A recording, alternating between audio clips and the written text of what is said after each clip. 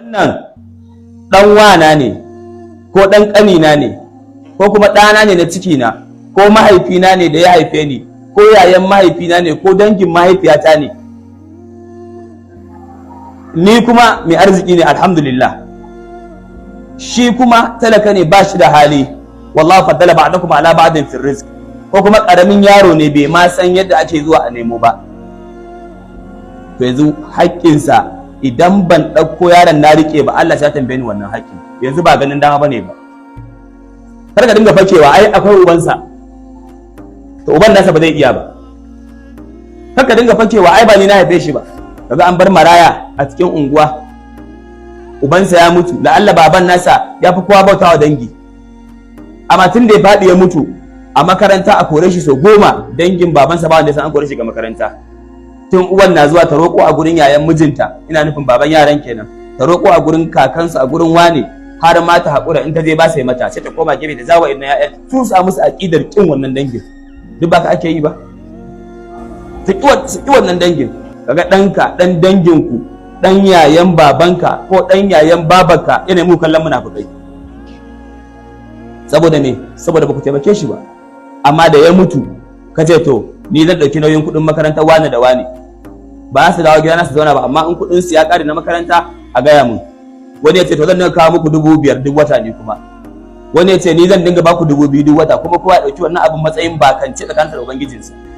Ya sa a kansa cewa yadda zai iya bawa cikinsa haka Allah ya ɗora masa wannan aiki zai zo ya yi shi, Allah zai buɗa maka, domin Allah bai taɓa ɗora bawa abin da ba zai iya ba. Sai dai ana kuɗin tarawa a cikin banki. Shi ne abin da kawai za a yi maka, mafi ƙololuwa abin da za a yi maka a ce ba ka da kuɗin tarawa a banki. In shaidan ya ga dama yi maka wasi ya dinga ce maka ahab ba kai dan neman suna ba, ka ɗauki 'ya'yan dangi kowa naka kana ta cewa yanzu ga kana ai baka da gidan kanka, ai ga kanan yanzu in matarka ta haihu baka da 50,000 din siyar rago, ai ya ta kirkiro maka talauci. Ash-shaytanu ya'idukum al-faqra. To wannan abin da zai taimaka shine iya cutar da zai dinga kawo maka din, bayan ita babu wata cuta. Allah zai kare ka daga mummunan bukata. Ma'ana mummunan bukata, bukatar da za ta zo babu halin kau da ita. In miliyan 100 gare ka, kana da bukatar miliyan 101, talaka sunanka. An fahimta ko?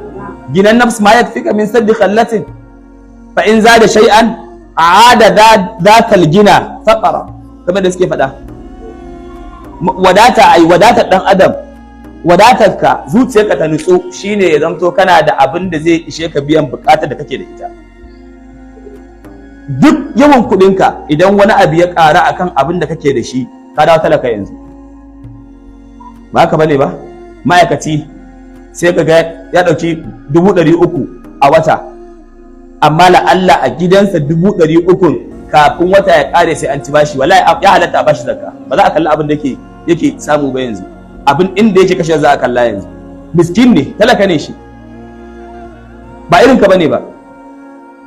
Da haka in ka ɗauki nauyin duk wanda ka ɗauka da danginka da ma wanda ba dangin naka ba, Allah zai ta yin transfer cikin account ɗinka.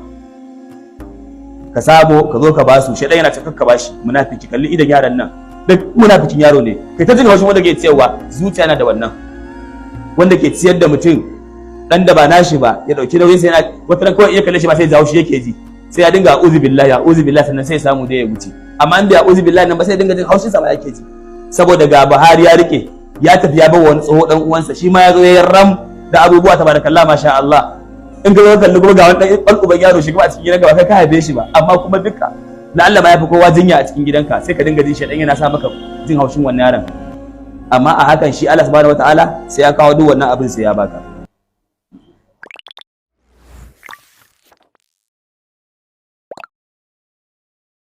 اللعين الرجيم. بسم الله والصلاة والسلام على خير الأنام نبينا محمد وعلى آله وصحبه أجمعين. سبحانك اللهم لا علم لنا إلا ما علمتنا إنك أنت العليم الحكيم. رب اشرح لي صدري ويسر لي أمري واحلل عقدة من لساني يفقهوا قولي. أما بعد فإن أصدق الحديث كلام الله وخير الهدي هدي نبينا محمد صلى الله عليه وسلم وشر الأمور محدثاتها وكل محدثة بدعة وكل بدعة ضلالة وكل ضلالة في النار. ثم أما بعد فالسلام عليكم ورحمة الله وبركاته. الحمد لله cikin ni'imar Allah da amincewarsa mun ƙara haɗuwa a wannan yammaci mai albarka na ranar Talata wanda yake ɗaya ga watan 8 miladiya na da shekara 2023 a wannan masallaci namu mai albarka, masallacin Umar bin Abdulaziz, wanda muke haɗuwa cikin karatun littafi na babban malami Imam Nawawi, wato littafin Riyadus Salihin. A satin da ya gabata karatunmu ya tsaya ne a cikin babu haƙƙin zauji alal mar'a, babin da ya magana kan haƙƙin miji akan matarsa, akan mace. Idan mutum ya auri miji, wani haƙƙoƙi Allah subhanahu wataala ya ɗora masa wanda dole ne sai ta bashi wannan haƙƙoƙin. Mun karanta hadisai da dama a cikin wannan ayoyi, a cikin wannan babi, bayan mun buɗe babin da karatun wasu daga cikin ayoyi. Daga cikin ayoyin da muka karanta faɗin Allah subhanahu wataala, الرجال قوامون على النساء بما فضل الله بعضهم على بعض وبما أنفقوا من أموالهم. Mun karanta hadisai da dama. Babban dai abin kallo a cikin auratayya, babban abin da yake da girma a gurin mace, kusan abubuwa guda biyu ne. Abu na farko, ta zamto mai da'a, cikakkiyar da'a. Ta zamto mai da'a, cikakkiyar da'a. Idan an ce da'a ga miji, wato da'a ce wadda ba a binciken sa me yasa, sai dai in ya zo da abin da yake haramu. In dai abin da ke halak ne, to ba zai zamto cewa mace tana da wani hurumi da za ta iya yi masa musu ko ta iya neman wani haƙƙinta ko wani abu ba. Ba ta da wani haƙƙi idan ba abin da mijinta ya ce mata ba. Ba ta da wata wayewa idan ba abin da mijinta ya ce mata ba. Tabbas in ya nemi abin da ke na haramun a tare da ke, ko ya umarce ki da ki aikata haramun, a nan shari'ar musulunci ta baki dama kya iya ƙin aikatawa, ki yi watsi da wannan umarni nashi. Wannan shari'ar musulunci ce ta baki dama, la ta'ata li makhluqin fi ma'asiyatil khaliqi. Amma in dai abin da ya nema halaka ne, mai wahala ne, mai daɗi ne a gurinki, mara daɗi ne a gurinki, to wannan zai zamto cewa in dai kina da ikon yin sa, wajibi ne akan ki sakin yi shi. Abu na biyu kuma, ki zamto cewa mai kula da bukatunsa na jinsiya. Bukatarsa a matsayinsa na ɗan namiji zamto cewa baki gaza masa ba, domin in kin gaza masa a wani bangare, zai zamto kina tunkuɗa shi ne zuwa ga abin da yake na halaka, zuwa ga abin da yake na wasu wadda ba ke ba. Ubangiji Allah ya kiyaye mu, Allah ya shirye mu. Yau za mu tashi wani babi, shine babun nafaqati alal iyal. Babun nafaqati alal iyal, babin da yazo zai yi magana akan ciyarwa ga iyali. A kalmar larabci in aka ce al-iyal, tana nufin duk wanda mutum ke daukar nauyi, duk wanda kake daukar nauyinsa, na daga mata ne ko ɗa ko iyaye ko makusanta, ko ma abin da ka mallaka na bayi, kai ko da adopted child irin yaron da kake ɗaukowa daga gidan reno ka ce ya dawo gidanka, ba san iyayensa ba, ko kuma ya zamto cewa an san iyayen nasa amma a hannunka yake, dan kaninka ne, dan uwanka ne, to amma yanzu kai ne wanda ka ɗauko shi, kake ɗaukar nauyinsa. To nan ɗauko shi da kai, to haƙƙinsa na ciyar da shi, na kula da lafiyarsa, na kula da gurin zamansa, wannan duk abu ne wanda yake kanka. Dole ne kuma ya zamto cewa ka kula da shi a cikin kowane irin hali, matuƙar dai Allah subhanahu wataala ya baka dama. Mala ya buɗe wannan babi da aya mai girma da yake cewa wa alal mauludi lahu rizquhunna wa kiswatuhunna bil ma'ruf. Allah yake faɗin cewa kuma rizquhunna wa kiswatuhunna bil ma'ruf alal mauludi lahu, wato ciyarwa, arzikin su na ciyarwa kenan, shine rizquhunna anan gurin, wa kiswatuhunna, da kuma abin da yake na tufatar da su, to alal mauludi lahu, duk suna kan wanda aka yi wa haihuwan ne bil ma'ruf, gwargwadon damarsa, gwargwadon samun ikonsa. Abin da Allah subhanahu wataala ke nufi a nan gurin, yana magana ne akan abin da ya shafi haƙƙi na auratayya da kuma babuka da suke magana kan saki da wasu abubuwa na shari'ar gidan aure. To sai yake faɗin cewa haƙƙin ciyarwa to da haƙƙin tufatarwa yana kan wanda aka yi wa haihuwan ne, wato yana kan shi uba, ba kan uwa yake ba. Ko da uwa tana da abin da ya kai fanta sama, miloniya ce, biloniya ce, multibiloniya ce, kai ko da ita ce mai gangalion notorious ko? Ko da ita ce mai gangalion notorious, haka ne ko? To haƙƙin ciyar da ɗa ba a kanta yake ba. Idan ta ciyar kawai dama ce, taimako ne nata ta yi, in ta ciyar dama ce kawai taimako ne ta yi, amma ba abu ne wanda yake na haƙƙi ko wanda yake na wajibi ba.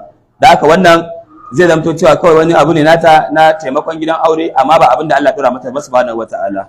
Sai Allah ƙara faɗa wata aya yake cewa liyunfiq du sa'atin min sa'atihi wa man qudira alayhi rizquhu falyunfiq mimma ataahu Allah la yukallifu Allahu nafsan illa ma ataaha sayaj'alu Allahu ba'da usrin yusra. Allah subhanahu wata'ala yake faɗa a cikin wannan aya yake cewa liyunfiq du sa'atin min sa'atihi, du sa'atin liyunfiq min sa'atihi, zu sa'atin liyunfiq min sa'atihi, ma'ana wanda yake da wadata to ya ciyar daga wadatar da Allah ya masa.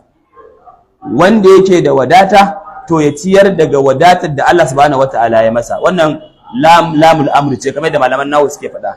Lam ce da take nuna umarni, wato ana bashi umarni ne shi wanda yake da hali to ya ciyar da iyalinsa gwargwadon halin da Allah subhanahu wataala ya bashi. Sai ce wa man qudira alaihi rizquhu, wanda kuwa Allah ya tsoke arzikinsa, wanda Allah ya kankanta arzikinsa, ya zamto abin da yake samu ba abu ne wanda yake mai yawa ba, to shi ma wannan din ba zai ƙi ba. Falyunfiq mimma atahu Allah, shi ma ya je ya ciyar cikin gwargwadon abin da Allah subhanahu wataala ya bashi. Idan alhaji wane yana ciyarwa a miliyan 1, kai kuma samun ka gabaki ɗaya a naira 1000 yake, to Allah ya ɗora maka nauyin ciyarwa ne a wannan gwargwadon 1000, ba a gwargwadon miliyan 1 ba.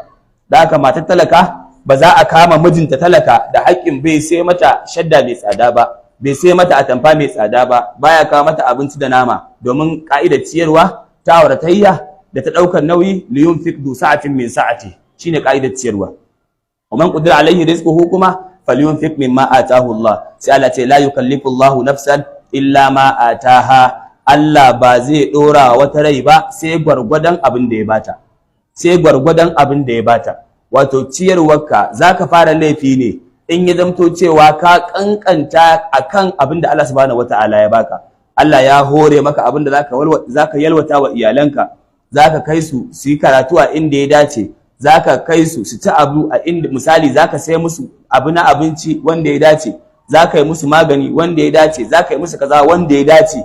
To sai zamto cewa kai kullun kana yin abin ne na ƙarshen ƙasa.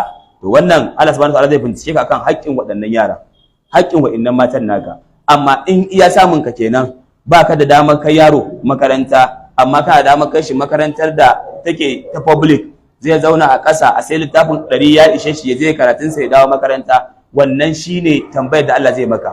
Idan baka yi masa wannan ba, zai zanto cewa Allah subhanahu wataala ya bincike ka a matsayin wanda ka zalunci wannan dan da Allah subhanahu wataala ya baka. Ina fata an fahimce ni. Idan kuma ƙarfinka ya wuce wannan gurin, tunda ka san cewa ilimin da ake fama da shi a inda ake rayuwa ilimi ne kaskantacce, ilimi ne wanda yake a kashe, a lalace. Ka je makarantar gwamnati karfe 8 ba headmaster, karfe 8:30 babu principal, 8:30 la'alla malaman ma ɗaya biyu ne suka fara zuwa aiki da kankama ba, irin yadda kuke gani dai yanzu. Zaka je bakin titi ko ka zo cikin unguwa ka ga makociyarku ko dan makocinku ya fito tafiya makaranta 8:30, 8:40, me za a je a yi? La'alla saboda sakakin doka da irin inda suke rayuwa da yadda malaman gwamnatin suke ɗaukar aikin gwamnatin ba wajibi bane ba a kansu, ba su san haƙƙin da ya kamata su bayar ba. To ba za ka iya gyara tsarin ba, ba za ka iya gyara tsarin ba kai a karan kanka, domin kai baka da iko, ba gwamnati bace ba kai, amma kana da damar ɗaukar ɗanka ka kai shi inda aka yarda za a ba abin da ake so na karantarwa. To sai ka kai shi wannan gurin, shikenan shine damar da Allah ba ka, akwai damar. In babu damar dole ka kura ka bashi a nan din, ya je da ya karanta ABCD din, ya fa a bashi a gida ya zauna. In ka bashi a gida Allah subhanahu wataala zai tambaye ka. Da haka wannan kenan. Sai aya ta ƙarshe, wa ma anfaqtum min shay'in fa huwa yukhlifuhu. Duk abinda yake kunciyar ga wannan iyalan naku da waɗanda ba iyalanku ba ma, to fa huwa yukhlifuhu. Shi Allah din nan yana dawo muku da shi, yana ninka muku shi, yana mayar muku da shi, yana ba ku abinku. Babu wani mutum da zai ɗauki ciyarwa ta iyalinsa ya zamto cewa yana ganin talauci a cikin rayuwarsa. Babu shi, babu shi. Bal in kana son gayyatar talauci, invitation da ake ba wa talauci shine kuntata wa iyali. In kana son asirinka ya tono, kowa ya gane cewa wannan talaka ne lamba ɗaya, to ya zamto cewa kullum iyalinka suna cikin halin kunci da bukata da yunwa, alhalin Allah ya baka, to talaucinka yanzu ne zai dawo ya fito fili. Amma abin da Allah ya baka kai iyakar yinka ka wasa'awa iyalinka, to Allah subhanahu wataala kullum zai dinga yaukaka arzikinka ne, kullum zai dinga dawo maka da abin da ka bayar. Duk abin da ka ciyar din nan Allah zai dawo maka da abinka da ninki da kuma ƙari akan abin da ka bayar. Wannan babin idan mun kalle shi, ita wannan annafaqa din tana kan mutum biyu. Tana kan wanda yake uba ko wanda ke matsayin uba. An fahimta ko? Uba ko wanda ke matsayin uba, da kuma qarib wanda ke makusanci, dan danginka, shine cikon ayar aiko, ina ga shine cikon ayar. Wa alal mauludi lahu rizquhunna wa kiswatuhunna. Akwai aya waccan da take cewa wa alal warithi mithlu dhalik. Al warith shine wanda zai ci gadanka, in dai kana shine qarib dinka, wanda zai ci gadanka to yana da haƙƙin ya ciyar da kai. Ina ba ta an fahimta. Wanda zai ci gadanka ko zaka ci gadansa, to kada wanda akwai gado tsakaninku, kamar ba za ka ce a'a ai ana samun hijabi ba, ana samun alhajabu ba a magana yanzu wannan hajab din, ba a maganar wannan katangar da za ta zo. Ai duk wanda yake da wa da kani ya san cewa suna da gadansa, haka ne ko? Zai iya cin gadansa in ta kai ta kawo. Wanda ke da baffa zai iya cin gadansa in ta kai ta kawo. Wanda ke da kaka zai ci gadansa in ta kai ta kawo.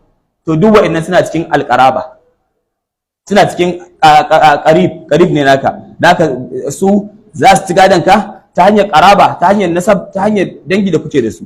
To su ma za su ɗauki nauyin wanda suke da gadansa ko wanda zai ci gadansu, da sharaɗi 1/3. Sharaɗin farko ya zamto cewa shi ɗin da zai ɗauki nauyin yana da damar ɗaukar nauyin.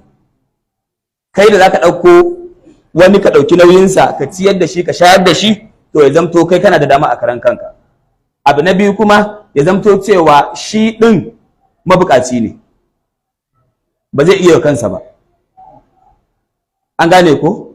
Abu na uku ya zamto cewa akwai alaƙa a tsakaninku, shine wannan abin da na faɗa, ko ta auratayya ko ta dangi. In an samu wannan, to yanzu ciyarwa ba mustahabbi sunanta ba, sunanta wajibi. Wannan wajibi sunanta. Da Allah mun gane abin da ake magana ko? Wannan dan wana ne, ko dan ƙanina ne, ko kuma ɗana ne na ciki na, ko mahaifina ne da ya haife ni, ko yayan mahaifina ne, ko dangin mahaifiyata ne. Ni kuma mai arziki ne alhamdulillah, shi kuma talaka ne, ba shi da hali. Wallahu faddala ba'dakum ala ba'din fi rizq. Ko kuma karamin yaro ne, bai ma san yadda ake zuwa a nemo ba. To yanzu haƙƙinsa idan ban ɗauko yaron na rike ba, Allah ya tambaye ni wannan haƙƙin. Yanzu ba ganin dama bane ba. Kar ka dinga fakewa ai akwai ubansa, to uban nasa ba zai iya ba. Kar ka dinga fakewa ai ba ni na haife shi ba.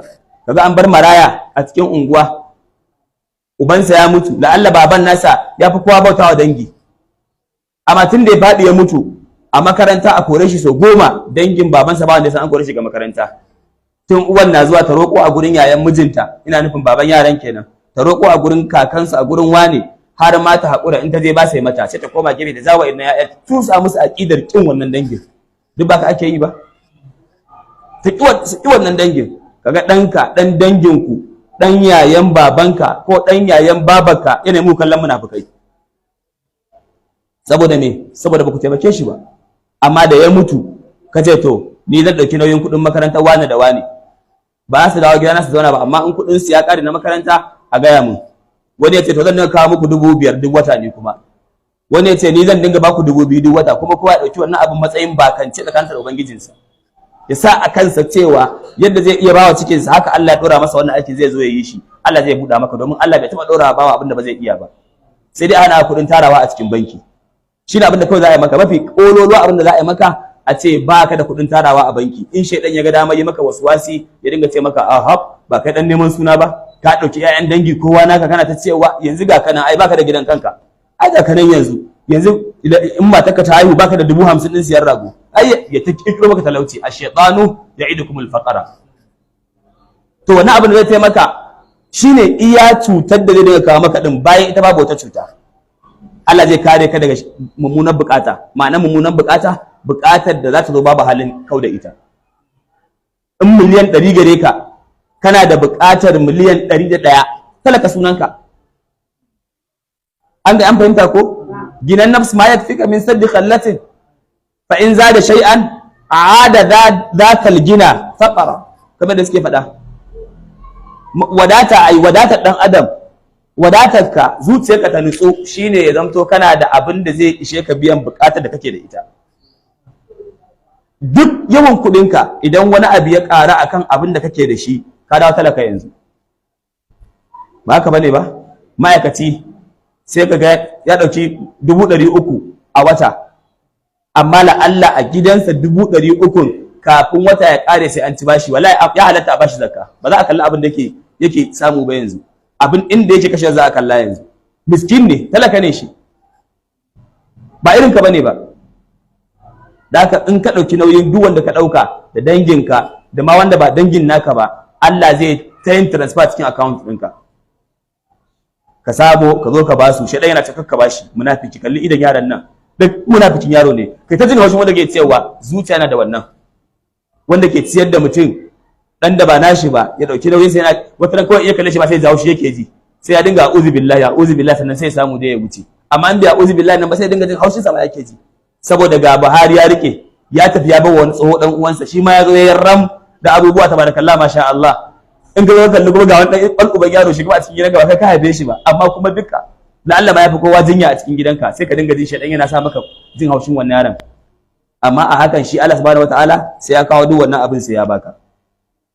Hadisin farko cikin babu, wa an Abi Hurairah radiyallahu anhu qala Rasulullahi sallallahu alaihi wa sallam, annabi sallallahu alaihi wa sallam yace dinarun anfaqtahu fi sabilillah, dinari guda daya da ka ciyar da shi a wajen yaƙi dan ɗaukar kalmar Allah, wa dinarun anfaqtahu fi raqabatin, da kuma dinare guda daya da ka ciyar da shi a gurin yanta baiwa mumina, ka sai bawa ka yanta shi, wa dinarun tasaddaqta bihi ala miskinin, da dinari daya da ka dauka kai sadaka ga wani miskini, ka ba wani almajiri, wani talaka mabukaci, wa dinarun anfaqtahu ala ahlik, da kuma dinari daya da ka dauka ka ciyar da iyalinka, a'azamuha ajran, mafi girman ladan su alladhi anfaqtahu ala ahlik, shine wanda ka ciyar ga iyalinka, shine mafi girman ladan su. Annabi sallallahu alaihi wasallam ne yake faɗin wannan hadisi. Dinari da ka dauka ka kai aka je filin yaƙi da shi, ka faji me yake faɗa, shi ne fi sabilillahi. Filin yaƙi ba fi sabilillahi ta ka je ka duba mara lafiya ba fi sabilillahi ta ka gyara kwalbatu ba fi sabilillahi ta ka yi fentin masallaci ba, fi sabilillahi na aje a yaƙi, wanda shi ne ƙololuwar musulunci, ƙololuwar musulunci kenan ko. Da kuma dinaran da ka bayar ka sai baiwa ka yanta, ɗaya daga cikin mafi girman ayyukan alkhairi, ka sai bawa mumini, ka ce masa ka zama ɗa, ka tashi daga aiki daga bawa. Da kuma abin da ka ɗauka ka ba almajiri a kasuwa, ko wani ɗan maula, ko wani talaka a cikin kasuwa, da kuma kuɗin da za ka kashe ka ba wa iyalinka su ci, ka siyo musu abin daɗi su ci, sai annabi ya ce a azamuha ajaran allazi anfaqtahu ala ahlik, mafi girman ladan su shine wanda ka ciyar da iyalinka, yafi wanda ka kai filin daga, yafi wanda ka ba almajiri a kasuwa, yafi wanda ka ba makocinka, yafi wanda kai komai da shi, in dai ya zamto cewa iyalinka ka bawa. Wanda ya san wannan ya zamto dan neman suna, ya zama zakara mai neman suna, ba da kwaya ka ci tsakuwa, ya bar gidansa babu komai, amma a waje kullum yana cikin raba kuɗi. Nawa ne za a gansa haka, alhaji wane ne, kullum sabuwar riga ce a jikinsa, ba za ka taɓa gane rigar da ya maimaita ba irin ka bane ba. Kayan na gaba ɗaya set 4 ne ko set 5 ko set 7, in ka sa kafin juma'a ka maimaita wata, to ba irin ka bane ba shi. in ya sa sai ka manta ya taɓa sa wannan rigar kafin ya maimaita ta. Wani gana wani bawan Allah muka haɗa ana lissafi, ana lissafin mai kuɗin mai wanki, yana cewa wata ɗaya aka yi wallahi alhaji ba kawo kuɗin ba. Ce to gaba ɗaya nawa kenan? 118 ne da nawa su ne na ƴan kaza, sai 1000. Masha Allah, kaga inda ake lamari, inda ake abu. In ka ne me zaka da kuɗin fili sun samu, ba haka bane ba, kuɗin fili sun samu, amma shi wannan kuɗin mai wanki ne, ba kuɗin fatela ba. Ka san dai a ɗinki ya fi wanki tsada ko? Ba kuma kuɗin shaddar ba, kuɗin iya mai wanki ne wannan, da za a je a kai kawai a wanke a karɓo a sa, shine kuɗin har ya kai a cikin wata ɗaya tsakanin shi da 'ya'yansa. To gida ne sai a sa set 3 wata ran. Ka ji haushinsa? Sai a sa set 3, wankan safa daban kafin a yi azahar. In aka yi azahar za a ɗan kwanta a yi bacci, in aka yi la'asar za a ɗan je shoprite a ɗan sha ice cream ko gurin 'yan gayu a je a ɗan sha ice cream a dawo. In aka yi magariba kuma la'alla a je hira gurin abokai nan, ko fa'ina in za a fita sabon kaya ne za a sa wata rigar a wanke ta. Kai fa duk wannan ta kasar ta baka muke maimaita kaya ba ruwan mu, ya ruwanka da wani wannan. Ina ba ta an fahimta. Da haka to wannan abin annabi ya ce duk yadda zaka kai ka kawo, baka da gurin da zaka ba da kuɗi ka samu lada sama da ka ba wa iyalinka, sama da ka ba wa matarka, sama da ka ba wa ƴaƴanka, sama da ka ba wa wanda kake ɗaukar nauyi, mahaifi ne ko ƴan uwa ne, baka da wannan gurin.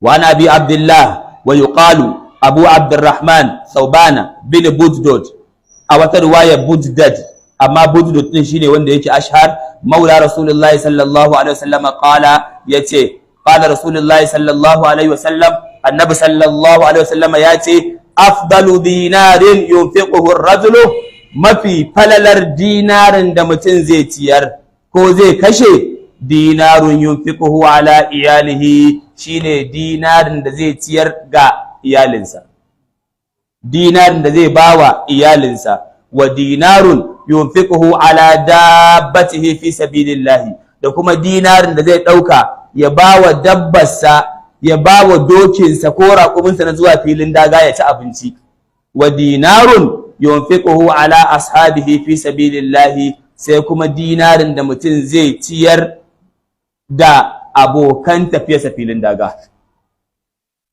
Annabi ce wa'innan su ne mafi alkhairin kuɗin da mutum zai kashe. Mafi girman su shine kuɗin da zai bawa iyalinsa, matansa, ƴaƴansa, wanda yake ɗaukar nauyi. Na biyunsu wanda zai gyara dabbarsa ta zuwa filin daga, ta zuwa yaƙi, a siyo mata abinci, a sai mata kaza, a bata, a mata kaza, a gyaggyara ta. An fahimce ne ko? Sai na uku kuma wanda zai ɗauki nauyin abokan tafiyarsa filin daga, irin yadda ake zamanin manzan Allah, to za a tafi yaƙi, kowa ya kawo abin da Allah ya bashi, wani ya rungumo cikin hannu, wani ya rungumo kaya ya zo ya zubar ya koma ya ɗebo ya ƙara dawowa, wani haka zai tawo da ɗan abin da ba a rasa ba, wani ma ɗan dabino zai kawo gwangwani ɗaya gwangwani biyu kamar a ɗan farar leda, a ce to ni wallahi ban da kuma ya manzan Allah ba wannan ba, sai kawo Allah ya masa albarka kuma a karba. Mun karanta hadisi a can babun baya. Ha ana musu wannan ai, ana musu dan wani dan isgilanci, yanzu kai Allah baya son wannan sadaka taka, inna Allah ganiyun an haza, ka ba me Allah zai da wannan sadakar, ka dauko zaka bawa Allah sadaka, za a je filin yaki ka dauko wanda dabino kwano ɗaya kawo. Annabi ce to abinda mutum ya bayar, abinda ake kallo din shine tsoron Allah, Allah da kai da shi ake kallo. In imanin ka yafi na wancan, tsoron Allah ka yafi na wancan, to dan yafi ka yawan ciyarwa baka yi saka mashi alada ba, irin yadda sabon annabi suka mana fintin kau, ka gama ciyarwarka kai duk abin da za ka yi, ba za ka taɓa kamo gwiwar ko ɗan farcen ƙaramin ɗan yatsan ƙafar sahabi ba. Da za ka yi, annabi ne ya faɗa, sun yi rayuwa da shi, shi ne malaminsu, shi ne abokin hirarsu, shi ne mai gaya musu abin da za su yi, abokin shawararsu. Ba ka yi faɗa ba, lau an faƙa ahadukum mithla uhudin zahaban ma balaga mudda ahadihim wala nasifahu. Me yasa? Saboda sun fika tsoron Allah. Da kai ma in ka fi wancan tsoron Allah, ya je ya gama ciyar da abin da zai ciyar, dan abin da ka bayar naira 20 din sai ka fi shi girman lada. Da haka hadisin nan ma yana nuna mana girman a tsaya a kula da iyali ba abin wasa bane ba, iyali ba abin wulakantawa bane ba. Wa an ummi salamata radiyallahu anha qalat, tace qultu ya rasulullah, nace ya ma'aikin Allah, halli ajrun fi bani abi salama, ina da lada a cikin ƴaƴan Abu Salama. Wai Abu Salama? Tsohon mijinta wanda ya mutu. Ita kuma ce ummu Salama, matar manzon Allah sallallahu alaihi wasallam, wadda annabi sallallahu alaihi wasallam ya aure ta matsayin bazaura bayan Abu Salama yayi wafati ya bar duniya. Aka ce mata ki ce annabi ya ce duk wanda musiba ta same shi, inji Allah ya ce inna lillahi wa inna ilaihi raji'una, Allah zai mayar masa da mafi alkhairin abin da ya rasa. Ki faɗa ce ma, ta ce a duniya yanzu akwai wanda ya kai alkhairin Abu Salama? Har akwai namijin da ya kai Abu Salama? Ta ce haka dai, na ce inna lillahi a raina, ba dan ina jin wai zan samu wanda ya fi Abu Salama ba. Ina zaune kwatsam sai ga ɗan aiken manzon Allah ya zo ya ce a gaya min yana so zai aure ni. To ga manzon Allah kuma yana labarin Abu Salama. Manzon Allah ina da 'ya'ya, ina da kishi. Ya ce kishin ki zan miki addu'a, 'ya'yanki kuma nawa ne. To shine take tambayarsa a gida ana hira, take tambayarsa, to ya Rasulullahi, zan samu lada kuwa an umfika alaihim, in ciyar da su? ‘Ya'yan Abu Salama marayu da ba sa nan, zan samu lada in na ɗauki nauyinsu, na biya bukatunsu?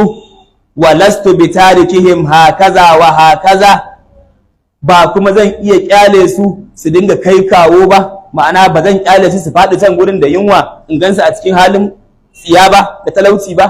Inna ma hum baniya, kasancewa su ‘ya'yana ne. Faƙal, sai manzon Allah ya ce na'am, ƙwarai ma kuwa, laki ajru ma anfaqti alaihim, kina da ladan abin da kika ciyar a gare su. In mu ban ta hadisin ba, mu fassara shi ta wata hanyar ko mi bayanin sa. Tana tambayar manzon Allah, ya Rasulullahi, ina da ‘ya'ya marayu, ‘ya'yana ne, amma ka san mijina mahaifinsu kenan bai da rai, kuma dai babu yadda za a yi a kasancewa ta uwa umuma, wannan jin uwar ni uwa ce a gare su, ba zan iya barin su kwana da yunwa ba, ba zan iya barin su wuni da yunwa ba, ba zan iya barin su yawo cikin kazanta ba. Ya Rasulullahi, idan na ciyar da su, na kashe musu kuɗi, zan samu lada? Abin da ka fara tambayar kanka, waye ne haƙƙin ciyar da 'ya'yan, mijin ko matar? Fito baya nan, haƙƙin sai dawo kanwa, kan akan ƴan uwansa, ko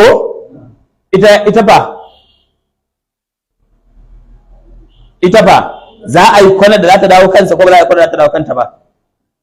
Akwai matakin da za a kai ciyarwa ta zama wajibi a kanta ko ba matakin? Akwai, in ba su da kowa sai ita. An fahimce ni? To sai nake tambayar manzon Allah, duk da ƴaƴana ne, ya Rasulullahi, idan na ciyar da su zan samu lada? Annabi ya ce ƙwarai ma kuwa, kina da ladan abin da kika ciyar da su. To kenan abin kallon yanzu a nan gurin, mata na cikin gida wanda suke rike da marayu, mun karanta a can a wani hadisi na baya, wanda wata mata ta zo gurin na Aisha radiyallahu anha, take tambayar ta a taimaka musu da abin da za su ci, wallahi ba ta da komai, ga 'ya'ya guda biyu mata. Nana Aisha ta ce musu, wallahi ban da komai in ba dabinan nan guda biyu ba. Aka ɗauko mata dabinan guda biyu, ta tsaga, ko in ce guda uku ko? Ta ɗauki ɗaya ta ba wancan yaron, ta ɗau ɗaya ta ba wancan yaron, wancan yarinyar kai, mudun mata ne. Ɗayan kuma za ta kai bakinta, sai ƙara mika mata hannu alamun cewa ƙara mana. Haka ta dawo da ɗayan daga bakinta, ta tsaga musu, ta mika musu. Da na Aisha ta gaya manzon Allah abin da ya faru, sai Annabi ya ce mata me? Sai ya ce duk wanda Allah ya ɗora wa irin waɗannan ƴaƴan kuma ya kula da su, to sun buɗe masa hanyar shiga aljanna. Babu wata uwa da take da ƙaƙƙarfar zuciyar da za ta ga ɗanta a wulaƙance, ta iya barinsa a wulaƙancen, sai dai idan ita wulaƙantacciyar ce. An fahimce ni ko kuma idan babu yadda ta iya ne. Amma duk wata uwa da ta haifi ɗa, to ba za ta iya barin wannan ɗan a cikin halin bukata ba, sai dai ɗayan biyu, ko ba ta da shi ko ba ta san kanta ba. In ba ta san kanta ba, ko za ta iya yin komai. jahilci ba abin da ba ya iya sawa, kamar ma burgiya ta ita a gurinta, ai ni na ruwa na, wallahi ya ta kukansa dan yana jin yunwa, sai in cin abinci in bashi, wallahi bai isa ba dan ubansa, wallahi sai na ci abinci na kaza. To da haka mata na cikin gida, ƴaƴanku haƙƙin ciyar da suna kan mazajenku, amma kuma manzon Allah ya ce idan kun yi support, kun taimaka, kun ciyar da su, ba fa ku ciyar da banza ba, kun yi dan Allah sai Allah ya ba ku ladan ku. Kar ki ce ai ubansa na da rai, ke kullum burin ki uban ya mutu sannan ki fara ciyar da shi, daga tunda uban na da rai dai ya ciyar da abinsa. Me zai sa ko in uban ya mutu ba za ki ji kamar duniya ce gaba ɗaya ta mutu ba, kamar ba kowa a gidan duniyar ba. To ba ki yi, kuɗin ki naki ne kawai. In kin samu 200 a jikin mijin ta ce ba ne, in ƴaƴansa sun dawo neman alewar 20 sai da kiranta masa, to an ranta maka 20 dan baba ya sha alewa, an ranta ma 30 mai sunan mamanka ce, ai babarka ce ita ce da ta sha ga tana mai bakin kwaɗayi, kuma an ce babarka kuma an ce mai bakin kwaɗayi, kuma ka biya 50 din. To ka iya, babarka ce mai bakin kwaɗayi kuma ka biya 50 din da aka ranta ta mata alewa. Za ka mata na cikin gida ku dinga wannan taimakon, ƴaƴanku ne, amma idan kun ciyar da su wallahi Allah karimi ne, Allah karimi ne, ba a taɓa bawa Allah ba sai Allah ya ninka ya dawo da shi, ba a taɓa ba. Wa an abi mas'ud wa an abi sa'ad bin abi waqqas radiyallahu anhu fi hadithihi tawil, an karɓo daga Sa'ad bin abi waqqas a cikin hadisin sa dogo, alladhi qaddamnahu fi awwal alkitabi fi babin niyyati, wanda muka karanta a farkon babin nan a cikin wannan hadisin a babin da ke magana a babin niyya, a can farkon littafin kenan. A cikin anna rasulullahi sallallahu alaihi wasallam qala, a cikin hadisin manzon Allah sallallahu alaihi wasallam ya ce wa innaka lan tunfiqa nafaqatan tabtagi biha wajha Allah, kuma kai ba za ka taba ciyar da wata dukiya ba za ka taba ciyar da wani abu ba dan Allah, shine tabtagi biha wajha Allah din, kana neman yardar Allah da wannan abin da ka bayar, illa ujirta biha, face sai Allah ya saka maka da aikin nan da kai, hatta ma taj'alu fi imra'atika, har abin da zaka sa a bakin matarka sai Allah ya biya ka. Wajibinka ne ka ciyar da ita, amma in ka ciyar sai Allah ya baka lada. Mun bayyana ko? Ai mun karanta hadisin ko? A babin da muka karanta a cikin hadisin, mun karanta babin ne akan yi dan Allah. Abinda kai niyya da shi dan Allah da kai, to Allah shi zai kalle ka ya biya naka bukatun, ko kuma ya dawo maka da abin da ka bayar din. Idan ka bata dan ita matarka ce, in baka bata ba za a zage ka a gari, to fa kana kare zagin ne kadai. Mun gane ai ko? Kana kare iya zagin ne, in ban bata ba za a ce ban iya rikon mata ba. Da haka kullum kai kana bata, gurin ka ce ka iya me rikon mata, da an ce ka iya rikon mata shikenan. In ma ba faɗa ba shikenan, amma kana bata dan Allah. Wani mumini ya ce haba, ai gidan akramaka Allah wane, gidan malam wane ko gidan Alhaji wane, ai akwai iya rike mace malam. In yazo gurin mai nama kaga ya fara siyan kaza, ya fara siyan kaza, ya fara siyan kaza, sai ka sha mamaki. In zai je ya bacci, in ga ya ɗebo ledoji, nan biredi, nan madara, nan sukari, nan wane ne. In za a je siyan kayan sallah ga an ɗebi ƴaƴan, wannan an kawo takalma 3, takalma 2, wannan kaza, wannan kaza. Ina ba ta an fahimce ni. To duk wannan abin da yake shi alajin dan Allah yake a cikin zuciyarsa, to wannan abin da aka faɗa a kansa ba zai tauye masa komai ba. Amma in ba dan Allah yake yi ba, abin da aka faɗa a kansa din shikenan kawai an gama da shi. Don alkiyama sai dai Allah ya ce koma gurin ƴan unguwar su baka ladanka. Ila ma hadara ilahi shine ka'idar. Yanzu hijiranka ladanka na gurin abin da kai dan shi, ka a zage ka shikenan. Babanta ya ce ya iya riko shikenan ya faɗa. Ka madalla da sarki irin wani an gama da kai. Wallahi in za ka yi abu kai dan Allah, in ba za ka yi dan Allah ba wallahi asara da wanda ka sa kuɗinka a gaba, ka je gurin mai nama ka ɗiba, ka je gurin mai yagwat ka ɗiba, ka je ka mai da cikin ka lahira kai ka ta tura abubuwa mala. To me amfani yin abin da ba dan Allah ba? Illar yin abin da ba dan Allah ba fa tafiya kawai yake ba, sai ya dawo ma da tsiya. Ba tafiya yake yi ba, sai ya dawo ma da ta tsiyar. Mun fahimta ko? Annabi ya faɗa a wani hadisi da ban san ingancinsa ba, yake cewa duk wanda ya kabbara sallah Allahu akbar dan riya ba dan Allah ba, dan Alhaji wane ya ganshi ko dan malam wane ya ganshi, to yana cikin fushin Allah har sai ya ce assalamu alaikum warahmatullah. wanda ya ɗauki azumi a bakinsa dan alhaji wane ko dan malam wane yana cikin fushin Allah har sai ya sha ruwa. To wanda ya ɗauki dukiyarsa ya ciyar ba dan Allah ba dan a ce ya ciyar yana cikin shi yana cikin fushin wa, ba Allah ake yi ba dai, to bai dan Allah ba shi ma yana cikin fushin Allah subhanahu wataala. Ai mun fahimci abin inda yake ko, da haka in kana son zaman lafiya kai dan Allah. Dan adam ba za ka taɓa iya burge shi ba. Ridan nasi ghayatul la tudrak. Yadda mutane wata iyaka ce da ba wanda ya sai ya cin mata, babu shi. In ka kai ƙololuwa gurin burgewa ne, to a lokacin ka kai ƙololuwa gurin fusatawa ne. Sannan kake ganin wane yana yadda da kai, ya so ka, a lokacin wane ya tsane ka, baya kaunar ka. Wani baya son ka, wani yana son ka, wani in kai zai maka adalci, wani in kai ba zai maka adalci ba, to za ka burge. Kullum ka dinga ta labarin mutumin nan, wannan uba da ɗan nan nasa, ka dinga ta labarin nan kullum. Suka tawo da jaki, uban ya hau jakin ya bar ɗan a ƙasa. Suna zuwa wucewa, wani ya ce musu kaga wani uba mara tausayi malam, ƙaramin yaro ya bar shi a ƙasa. Maimakon shi ya sauka ƙasan, yaron ya hau, ai sai ya tausaya wa yaron. Sai ce to kaji, sai ya sauka, ya ce to kai yanzu hau, sai ya hau. Ana tafiya cewa kai kaga wani yaro mara imani irin yaran ƙarshen zamani, kamar ubanka a ƙasa kai kana kan jaki.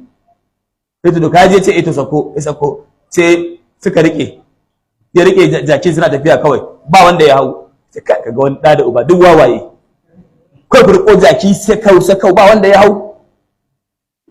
Ina ba ta an fahimce ni. Suka hau su biyun, wai sai amma wannan ba su da imani wallahi. Duk ku haɗa wa jaki, ku bi jaki ɗaya, ku hau kan jaki ɗaya ku biyu. To dan Allah ne za a yi siyan gas cinye?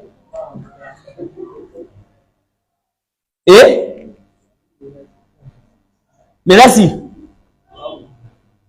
Sun hau su biyu an ce ba su iya ba, sun sauka su biyun an ce ba su iya ba, ɗaya uba ya hau an ce bai iya ba, ɗa ya hau an ce bai iya ba. Haka dan adam yake, shi kaɗai yake iya burge kansa, amma ba mai iya burge shi. In ba shi ba mai iya burge dan adam sai karan kansa, sai shi kaɗai a karan kansa. Wala ka burge, za ka abu kawai kai dan Allah ka. Ba mace bace ba kaje ganin bari ka burge ta, kai sharukan ne ko kuma kai Jamilu Busaina ne ko Majnun Laila. Ai san Majnun Laila ko Jamilu Busaina fa, Jamilu Busaina a gurin malaman harshen Larabci, soyayya zafin san da Jamilu yake wa Busaina ya fi zafin san da Majnun Laila yake wa Laila din. A gurin malaman da suke jin zauƙin kalma in an faɗe ta. Adil Larabawa ne. Shi an kawo wata kissa, wani labarin shi Majnun Laila, aka ce tafiya yake yi, kawai sai ya ga karen gidan su Laila. In na rike labarin daidai, sai ko ya dinga bin sa a baya, yana jin daɗi ya ga karen gidan masoyiyarsa. Sai ya zo ya wuce ta gaban wasu masu sallah, shi bai magansu ba, ashe ya yi mantuwa a baya. Da ya wuce sai da ya kai karen gidan su Laila har gida, yana jin daɗi, ya je ya ga kofar gidan su Laila, ya ji daɗi a ransa, sai ya kamo hanya sai ya dawo. Yana zuwa sai ya manta to ina ma ya bi ɗazu, ta ina ma muka bi muka zo nan gurin. Sai ya tambayi masu sallan nan, da Allah bayin Allah ɗazu na wuce ta nan gurin ko kun ga tunda na bullo? Sai wani ya ce masa, dan baka da mutunci da kauce me yasa baka mana sallama ba, ko kallo min ishe ka wuce nan muna sallah. Sai ce waye Allahu akbar, sai ce waye ashe yanzu ni na fi ku hankali, tunda ni karen gidan su Laila nake bi ban gan ku ba, amma ku kuna gaban ubangiji ku kuna iya gani na. Ai magana ce da hankali, a gaban Allah suke suna sallah amma sun ga me wuce bai mun sallama ba. Shi kuma kare yake bi, tsabar san da yake wa masu karan yasa bai ma ga masu yin sallah ba. To duk wannan soyayyar taka da zaka dauka ka dora, ka dinga kokarin sai ka yaba, sai ka burge, sai ka yi waye, duk abin da tace sai ka kawo, sai ka baya hana komai. baya hana a wulakanta ka, baya hana ta ce maka baka iya ba, baya hana a ce maka banza, baya hana a je a zauna da kawa a zage ka, to me za ka yi? Ka ce za ka yi don ita ba don Allah ba. Shi yasa duk duniya ba wanda ke jin daɗi irin mai rayuwa don Allah. Shi fa in ya baka sanda zai miƙa ma sai ya ce innama nut'imukum liwajhillah a zuciyarsa la nuridu minkum jaza'an wala shukura. Haka in ya ce maka nagode, dama tun kafin ya ki faɗan nagode din kai ka sa a ranka baka neman nagode din. Haka ne ko? In ya ce maka nagode ka ce ba dan godiyar ka ne ba. Gobe in zage ka sai ka ta kokarin kai dai Allah ya tabbatar maka da wancan ladan, kar ka rama zagi ma ka zobe wancan ladan, kar ka cuce shi daga baya kai masa gori,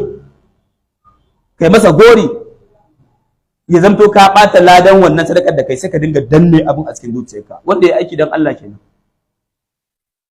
Na san bawa Allah da shi in yi abun alheri ya tsana a san shi ne shi abin da tsana a duniya kenan. Kuma in ya san cewa in yi abu za ka yi maka godiya, kafin ka zo godiya ma ya ba inda kake. Saboda me? A iya zahirin dan adam abin da ke nuna maka ba dan kai yake yi ba dan Allah yake yi. A iya zahirin dan adam. A iya zahirin dan adam. Haka in zaka ciyar kai dan Allah.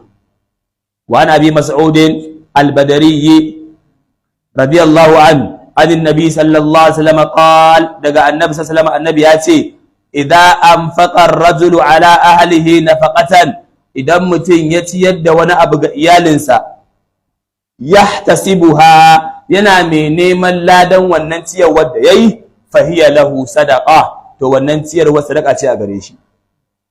Ma'anar hadisin, in aka ce maka ka siyo omo a gidanka, sai ka ce to ya na iya, tunda Allah ce in siyo, bari in siyo dan Allah, sai ka siyo omon dan Allah. Ka siyo mana magi, sai ka siyo dan Allah. Ka siyo mana tsire, ka siyo dan Allah. Ka siyo mana gullisuwa, ka siyo dan Allah. In ma menene dai ka siyo dan Allah. To sai annabi ya ce to wannan abin da kake kawowa kana ba su din nan, ana rubuta maka shi a cikin sadaka. Sadaka ce, sadaka ce, sadaka ce. An fahimta ko? Sadakan ma ta fi ka ba almajiri a waje.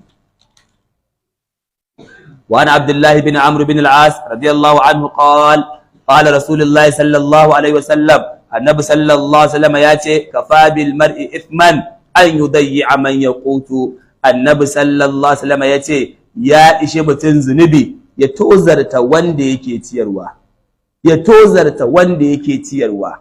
Ya ishe mutun girman zunubi ya zamto cewa yana wulakanta wanda yake ciyarwa. Ma'anar yana wulakanta wanda yake ciyarwa, ya bashi cikin bukata ya je ya bauta wa waninsa. Zakara mai neman suna ba da kwaya ka tsakuwa, ya bar matarsa babu omo amma budurwarsa yana iya sai mata abin da take so. Ya bar matarsa babu magi amma yana iya saiwa budurwarsa kayan alibiji. Ya bar matarsa babu kayan sallah amma yana iya kaiwa budurwarsa wasu abubuwan na kyautar sallah. Wannan shine asalin banza. Shine asalin banza a duniya. Wannan taka ce. Za a tambaye ka akan taron alkiyama. Waccan fa ta babanta ce ko in ka ciyar da ita ma babanta da haƙƙin da zai kai ka ya kulle. Ka ciyar da ita ma babanta na da haƙƙin kulle ka. Wa ya sa ka? Wa ya sa ka ce masa da ya? Na tambaye ka ciyar min da ya? In ka aura fa sai ya kulle ka? Sai in zalunci kai mabayyani. Amma in ba zalunci kai mabayyani ba shi da hurumin komai akan ka yanzu, taka ce. Akwai mazan da za ka suke rayuwarsu, wallahi alazim namiji zai iya barin gidansa babu komai, ba ƙwayar shinkafa, amma ya dinga burga da kuɗi ga 'yan mata a waje. Namiji zai iya barin matarsa babu komai, amma 'yan matansa na waje suna ganin kamar da sun kira shi kawai bukatarsa ta gama yankewa. Dan Allah ya yawa ne, kati nake so, to sai sa mata 1000 ƙes matarsa tun tana police call me har ya kare na wuni, tana MGM bid har ya kare, ni ma sanya ake yanzu ba yana karewa ne shi ma ko ba karewa, shi ba karewa ko to ga ahlul zikiri na malamin da alama yana yi, o kewa ka yi, ni dai ban taɓa yin wani MGM bid ba.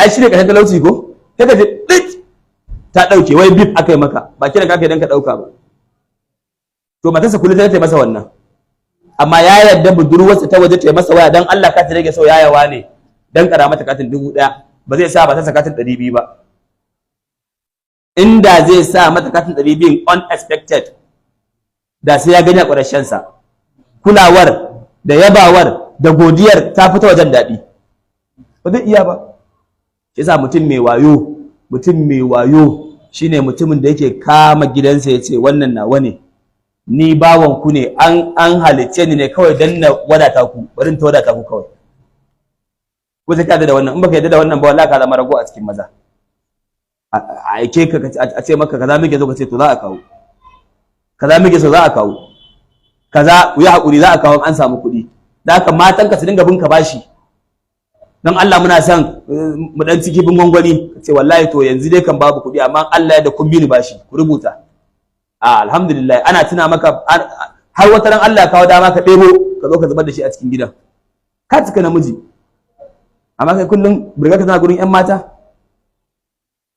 to shine ma'anar wannan hadisin kafa bil mar'i ithman an yudayya man yaqut wanda yake ciyarwa hadithun sahihun rawahu abu daud wa ghayruhu wa rawahu muslimun fi sahihihi bi ma'anahu da wata ma'anar muslim ya kawo cikin littafinsa qala sai yace kafa bil mar'i ithman an yahbisa amman yamliku qutahu ya ishi mutum girman laifi ya kulle wanda ya mallaki ciyarwarsa ma'ana ya rike wanda ya mallaki ciyarwarsa ya ki ciyar da shi to wannan ya kai masa girman laifi wa nabi radiyallahu anhu anna an-nabiy sallallahu alaihi wasallam qala manzan Allah sallallahu alaihi wasallam ya ce ma min yawmin babu wani wuni yusbihu fihi al-ibadu da bayi za su wayi gari a cikin sa illa malakani yanzilani face mala'iku guda biyu suna saukowa zuwa gidan duniya fa yaqulu ahaduhuma dayan su sai ya dinga cewa Allahumma a'ti mumfikan khalafa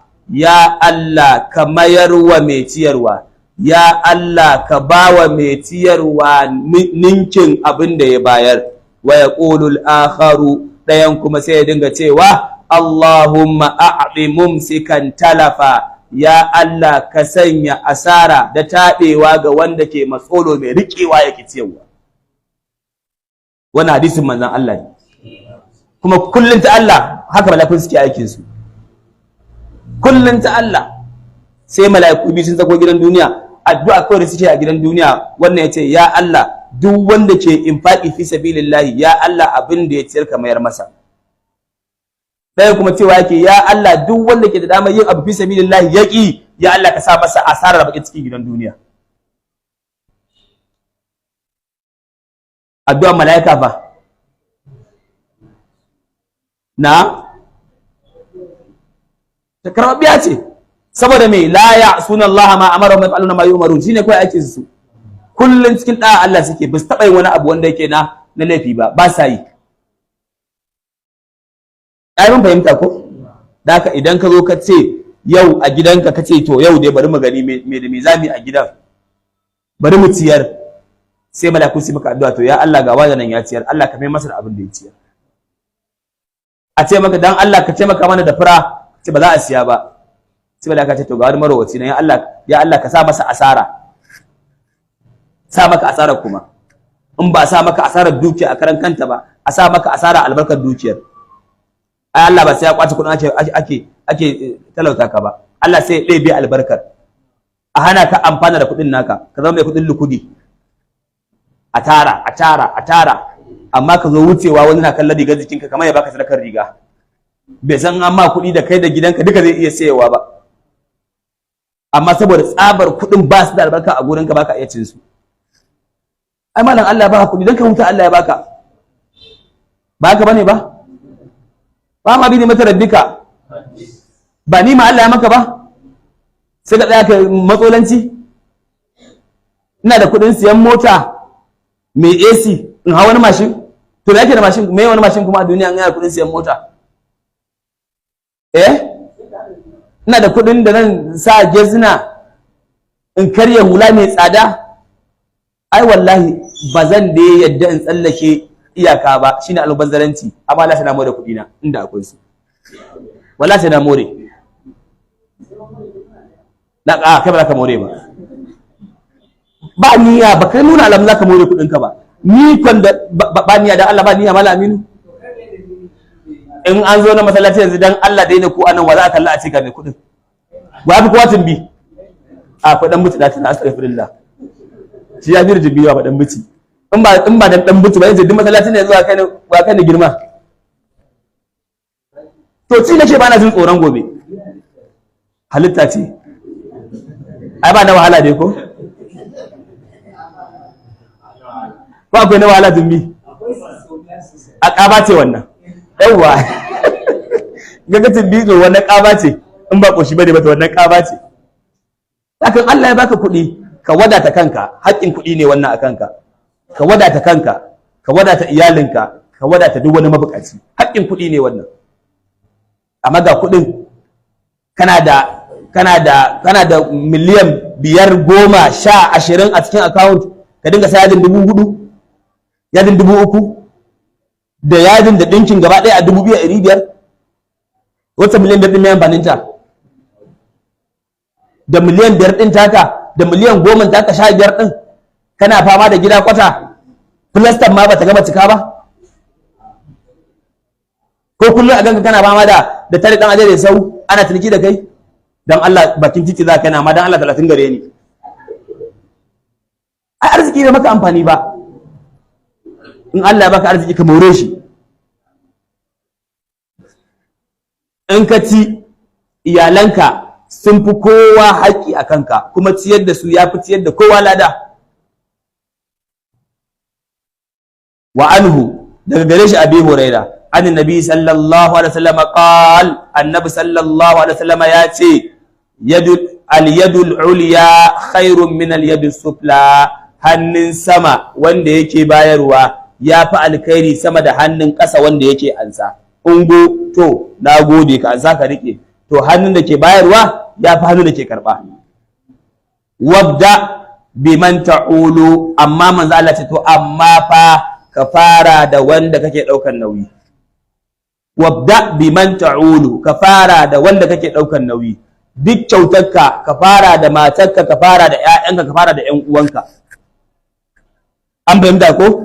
Wa khairu sadaqati, mafi alkhairin sadaqa ma kana an zahari ghinan, ita ce wadda aka yi ta cikin wadata. Ma'ana sadaka mafi alkhairi sadakar da ka ci ka koshi ka sa ka wadata, kace to kai ma an bawan Allah. Ba wai wata sadaka ta mafi alkhairi sai da kake cikin tsananin bukata ka bayar ba, akwai ladanta, akwai ladanta. An bayyance ni ko ban ce ba ladanta ba, akwai ladanta. Saboda me alladina yunfiquna fis sarra'i wad dharra'i, su bayar wanda suke bayarwa a cikin halin wadata da cikin halin kunci, akwai ladan wannan. Amma manzo Allah ce to mafi alkhairin sadaka shine sadakar da mutum zai yi bayan ya koshi, bayan ka koshi, iyalanka sun koshi, ba bukata a gurinka, ba bukata a gidanka, to abin da ya saura kai ka bayar da shi.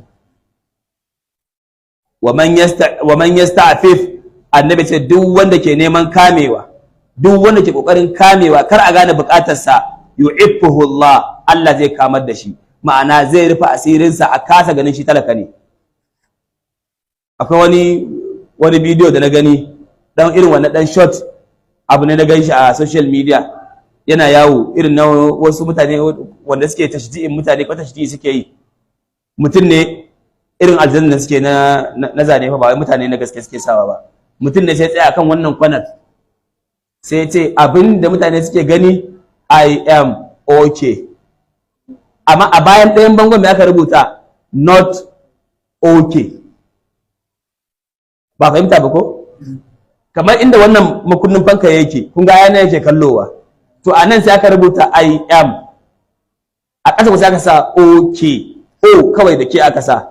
A bayan wancan bangon kuma sai aka sa not, K-A-Y, A-Y ta cikon wannan okay din. Da haka wai mutane suna gani na a zahiri na rayuwa ta da suke gani ni a wadata nake, lafiya ta kalau, amma da an juya ɗayan shafin nawa kuma sai a ga ba kalau nake ba, ina da bukatu ba. To cikar wadatar zuci, cikar kamewa shine mutum ya iya kamewa akan abin da ba shi da shi kuma ya kai ƙarar Allah. Ba ka da shi kuma ka ki bari a san ba ka da shi, kawai kai ka aminta wanda ya halitte ka ya san ba ka da shi zai kawo maka, shine ar-razzaqu. Duk wanda ba shi ba sunansa ar-razzaqu ba, amma Allah shine ar-razzaqu, shine al-mu'ti, zai baka, zai azurta ka. Wanda ba shi ba fa sai dai ya baka ya tuna asirinka, ya baka ya zage ka, ya baka ya tsane ka. Wa man yastaghni yughnihi Allah. Duk wanda ya nemi wadata shine ya fito wa mutane a zahirin kenan, ya fito wa mutane a matsayin kosasshe wadatacce, to Allah zai wadata shi. Amma duk wanda ke neman talauci to sai Allah ya talauta shi din. Kullun kai burin kan an ganka tausaya maka. Ai akwai irin mutanen ko da kudin su amma kullun su sa kaya na kaskanci, saboda me in sun fito an gansu a dinga tausayin su, ana cewa Allah saki malam wani bai da kaya masu kyau, Allah saki malam wani a dinga baka 200, shine burinka. Wannan ba dabi'a musulunci bace ba. Abinda muka yi daidai Allah hada mu cikin ladan, kuskuren mu kuma Allah gafarta mana shi. Muna kuma ƙara addu'a ga ƴan uwa da suke ta bada gudunmawa, musamman ga ɗan uwa wanda ya kawo wannan benci da ake ta karatu da shi. Muna addu'a ubangiji Allah ya ƙara masa arziki cikin dukiyarsa, Allah ya kare masa dukiyarsa da zuri'arsa, ubangiji Allah ya biya bukatunsa da alkhairi baki daya. Allah duk bukatunsa kafi misalinsa Allah ka biya masa da mu baki daya. Ƴan uwa da suke bada gudunmawa da mai masallaci da wanda yake da makaranta da sauran abubuwa baki daya, Allah muna roƙonka ubangiji Allah ka dafa kowa a cikin lamuransa, Allah ka kare mu baki daya. ربنا لك توكلنا وإليك أنبنا المصير. سبحانك اللهم وبحمدك نشهد أن لا إله إلا أنت نستغفرك ونتوب إليك. السلام عليكم ورحمة الله.